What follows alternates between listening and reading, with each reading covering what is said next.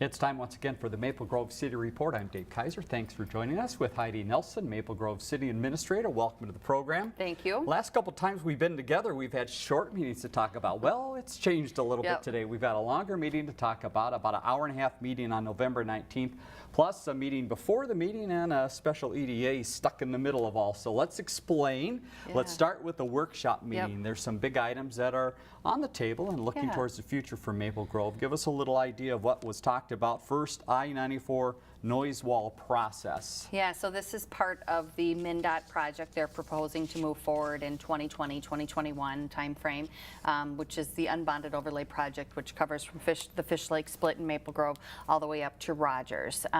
Really kind of a pavement replacement project from Fish Lake up to the 610 area, but then beyond that it would be the addition of some lanes. Still pushing to try to get those lanes extended all the way up to Rogers to add that capacity there.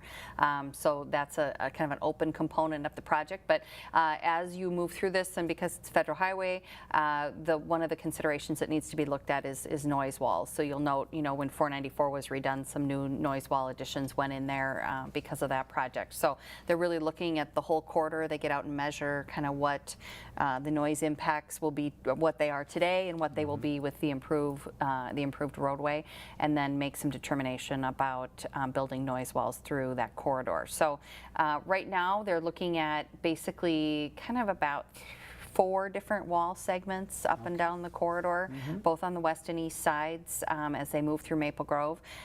There is an upcoming meeting on December 4th. That's kind of that noise wall committee meeting. That's going to be held up at the Public Works Training Room facility, 7 p.m. on December 4th. More information will be shared about kind of what the study, the research information that they did, what that showed in terms of where the walls are warranted to go in. And so we wanted to give the council an update just kind of about that process, what the city's role will be. The city, because some of the receptors, some of the areas where those walls will go in, the city will have some votes in whether they want to see walls there or not. So we kind of wanted to walk through that with the council. So kind of a complicated federal process, but more information will be shared on December 4th at that meeting if folks are interested in attending.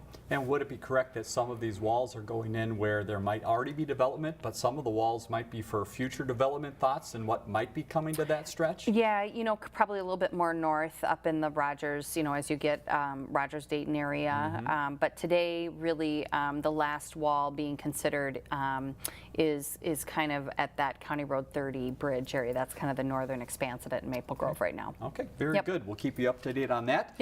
Second item at that workshop meeting that was held on the 19th was the community center. And it's hard to believe the community center is getting a little older, but you've been talking about a master plan. Give us an update there. Yeah, so we have had a few meetings to kind of talk about how we want to approach this project, and just to kind of talk about what we're trying to look at here. It's really the parcels on the east end. The city owns those 2 parcels out in front of Lifetime Fitness there, and have been holding those for quite some time, and thinking what kind of land uses do we want to see there in the future, and really kind of thinking about that in the context of the entire the entire community center campus. We've had a couple meetings with Lifetime about what their interests are here in Maple Grove, and do they have expansion plans. Their club is, I think they were about 3 years behind the community center in terms of its construction, and so I think they have some thoughts about what the future looks like here in Maple Grove as well.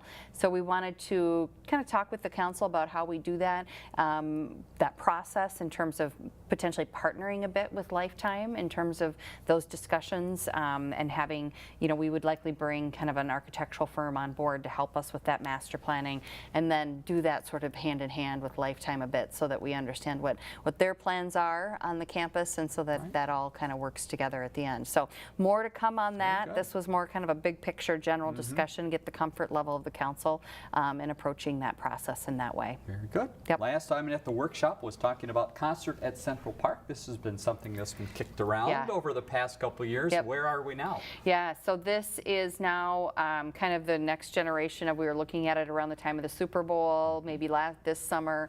Now we're looking at the fall of 2019, so September of 2019.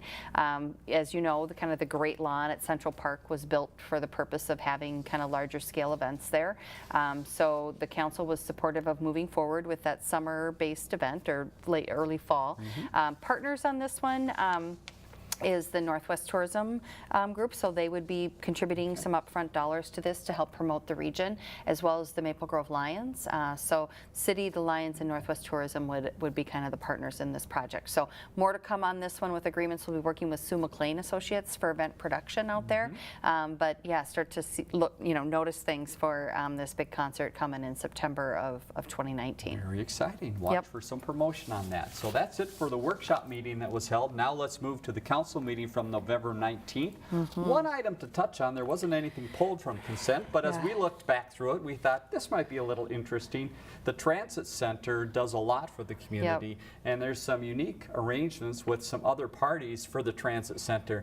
Just tell us a little bit about who else plays a role in that Transit Center and uses that facility. Yeah, so number of items related to kind of our annual processes around agreements for transit services, but included in the agenda was the agreement with Jefferson Lines. They provide service from the Maple Grove Transit facility, so you can pick up a bus there to kind of more regional destinations in Minnesota.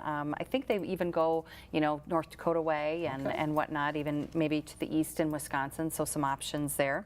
And then an agreement with the University of Minnesota Morris that we're a transit stop there for students that are commuting. And I know as part of our regular commuter bus service downtown, we run a couple routes to the University of Minnesota every day. So that service is available for residents. And then a new service that is going to be being offered at our transit facilities is with Steve's Auto World had reached out to us, interested in being able to provide vehicle maintenance service to those who park at our transit facilities. Was something that we hadn't really looked at before, so we went through a process to solicit interest from all of those types of businesses in town, and Steve's Auto World was really the only one who responded. I think they do this in other locations, so it's something they were comfortable with. So really, they assume all the liability. The transit users can leave their keys in a drop box. They'll come get their vehicle, do the service, return it to their parking stall, and then have that available for them when they get home back from work. So no liability for the city, a service for the residents, and then the city earns a bit on that so that it covers any of our expenses associated with the work. But kind of a nice value add for our transit riders. Very interesting. All right, so there you see all the different things that happen under that roof in Maple Grove. Now on to some of the special business, a couple items here that took a little bit longer time in the meeting. The first was the Arbor Lakes Corporate Center, and this is multiple pieces. Give us a breakdown of what was discussed that night and the different parts that had to take place in order.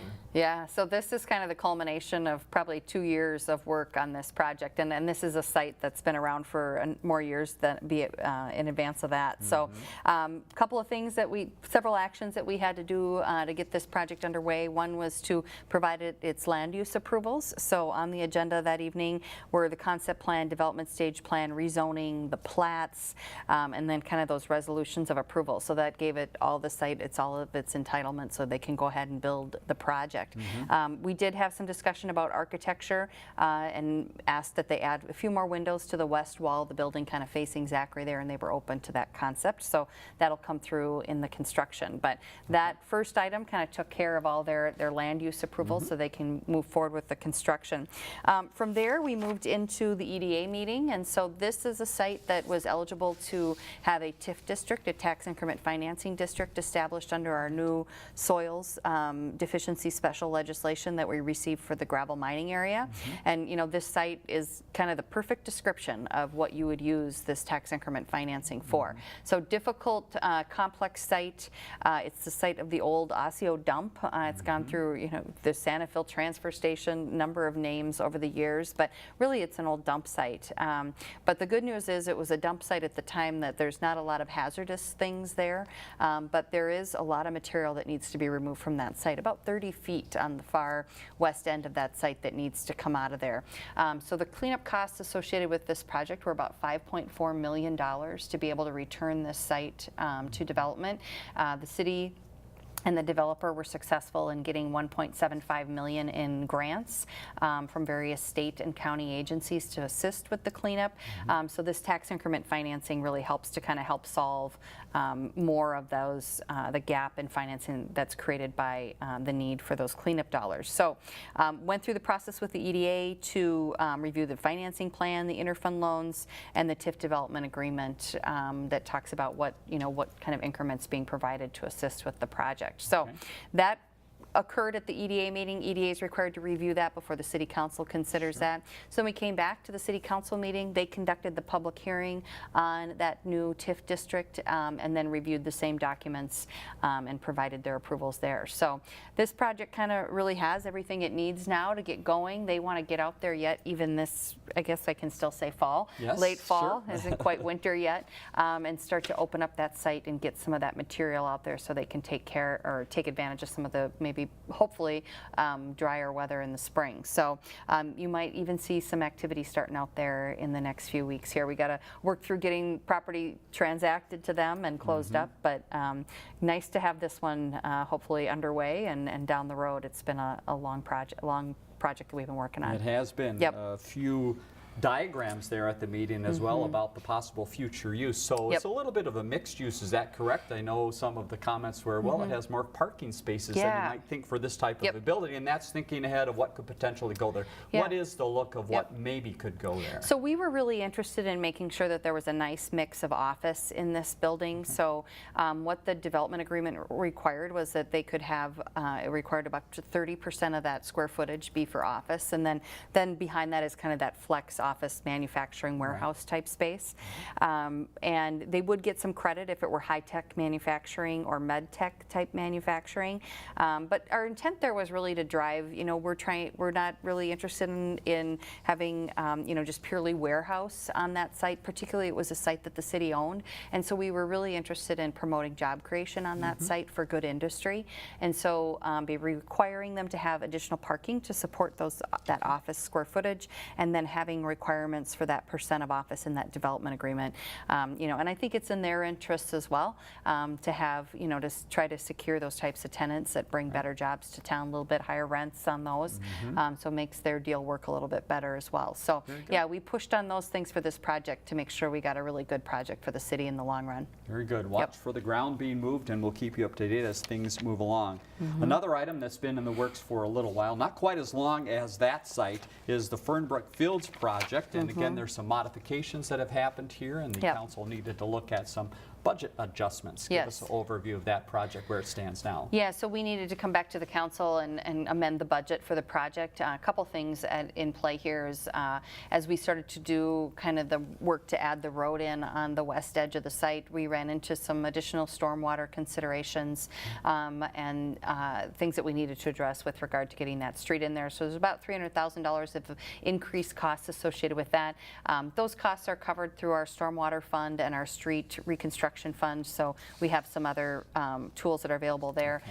With regard to the bids coming in for the project, the bids for the third bid pack was really for the buildings in the plaza area. Came in a little bit over on that, so the budget needed to be amended by about $300,000 to cover those additional costs. So with that, we went from about 12 to about 12.59 on the project for overall costs.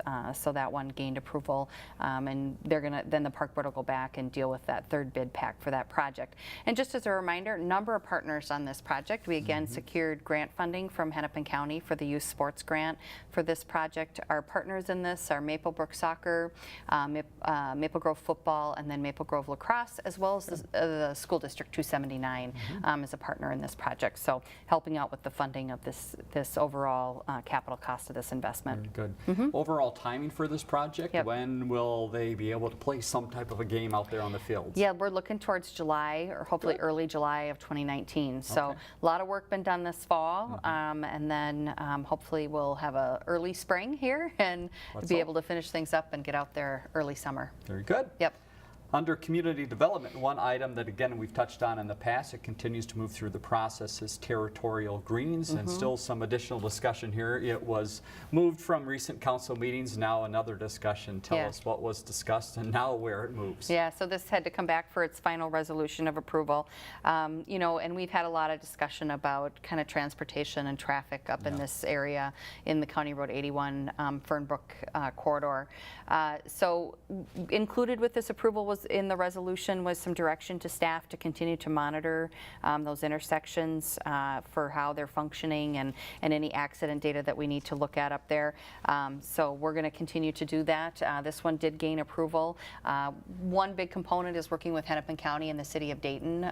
There's an eventual improvement that needs to occur there, which is the extension of Maple Grove Parkway to meet up with Fernbrook, and that would be a broader project with Hennepin County and the city of Dayton participating. So more to come on that, but this one will move forward, and it's really just the Villa Townhome component of the project at this time. Very good. Yep. So those were the action items from the meeting. Now to a couple update items. Community development continued on, and more talk about that same area. Tell us what might be coming as well. Yeah, that east side of Fernbrook there, I think, has really been poised for development and was designated as such in our comprehensive plan. So a smaller type of apartment project right there on that corner of Fernbrook and Territorial will be coming forward, and I anticipate that it'll spur some of the same transportation discussions and might even trigger, you know, some of those interim improvements to be completed. Okay, a couple other items: tree preservation, shoreland work, and also the 105th Avenue master plan. Tell us where those are headed. So we have some zoning text amendments that'll be coming forward to the Planning Commission and then the City Council here in the coming weeks, really dealing with kind of tree removal, vegetation removal in the shoreland and bluff districts, and so those will be in front of those boards for consideration. And then we're continuing to progress on our master planning activities. We anticipate being in front of the council likely right after the first of the year with the 105th area development scenarios, and then following on to that will be kind of the northwest quadrant of Maple Grove, and then a little bit back down at the GMA South area. So more to come on those throughout the year. Moving ahead to public works and city engineering. Ken Ashfield's favorite topic is 610. Yes. And there's continued talk about how this might be moving ahead into future years with some dollars attached. Yep. What is the recent talk? Yeah, so Ken serves on the Transportation Advisory Committee for Metropolitan Council, and so it's been great to have him in that capacity and be able to kind of understand the inner workings. He did that service in the past, but have him back there as we're continuing to try to secure funding for this important project for Maple Grove.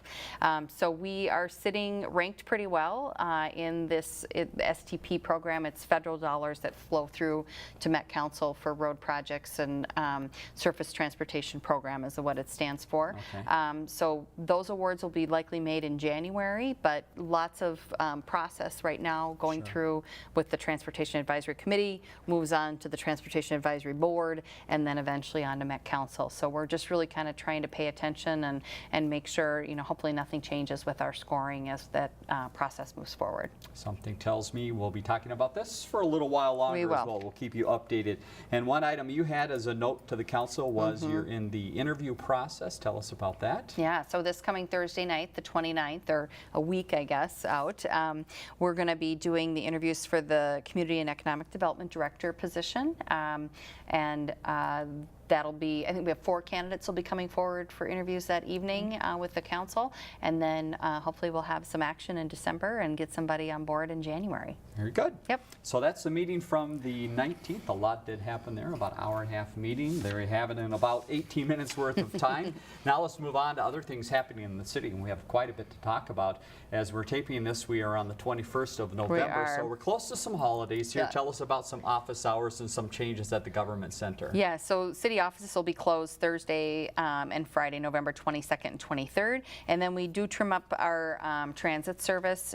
No transit service on Thanksgiving Day, and then reduced transit service available on Friday, November 23rd. And all that information is available on our website. Later on, we'll show you the next council meeting date, which is December 3rd, and that date is one we've talked about a few times related to the budget. Tell us what happens with the budget on that date. So budget hearing on the 2019 budget going forward on December 3rd. If folks will remember, we're sitting at a less than 2% increase on the budget and the levy, so able to come in pretty conservative this year and still accomplish what we need to provide services to the community. So if folks are interested, December 3rd will be that budget hearing. Okay. City is reaching out to people to volunteer to help on commissions and also maybe to get a job. So tell us about these 2 openings that are coming up. Sure. So we have vacancies on both our Arbor Committee and our Transit Committee, and these are open to residents here in Maple Grove. They are advisory to the City Council and provide input on their areas of, of service. So Arbor Committee, all things tree trees and vegetation in the city. And then Transit Commission, we're really, one of the components is that they have to be a transit rider. So we're looking for kind of direct feedback about the services that we're providing to transit riders. One position open with the city for a park keeper position, and that's open through next Monday, the 26th through 4:30 p.m. All right, and another opportunity is police reserve officers, and you have some that have been through the process here, and I understand they've reached the next step. Yeah, so we had 3 Maple Grove Reserve officers graduate, Gaurav Uppal, Prince Yaber, and Brittany Swedberg, and they graduated from that training program with the Hennepin County Sheriff's Office, and this is a 6-week commitment to this training. So really proud of them for completing that training and their commitment, and look forward to them joining the team. Yeah, congratulations to them.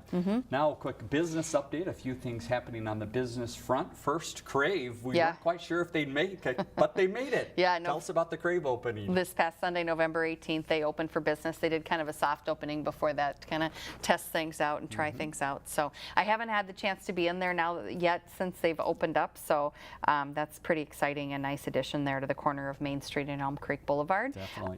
Small Business Saturday. We're doing some things to promote Small Business Saturday here in Maple Grove. So day after tomorrow, of course, as we sit here, is Black Friday. You know, but we want to make sure people are really paying attention to their small businesses. Saturday, November 24th is kind of that day that we want to make sure if you're out and about, and even on Friday, shop the small businesses here in Maple Grove. We want to make sure that they're still here next year when the holidays come around, and that's what they need, is your business to make sure that they stay there. And then our Open to Business program is they'll be in the Government Center again Tuesday, December 11th from 10 a.m. to 1 p.m. We do ask that you call ahead to schedule an appointment if you wish to speak with a business counselor. 612-843-3260 is that number, but that information is available on our website as well. Fantastic.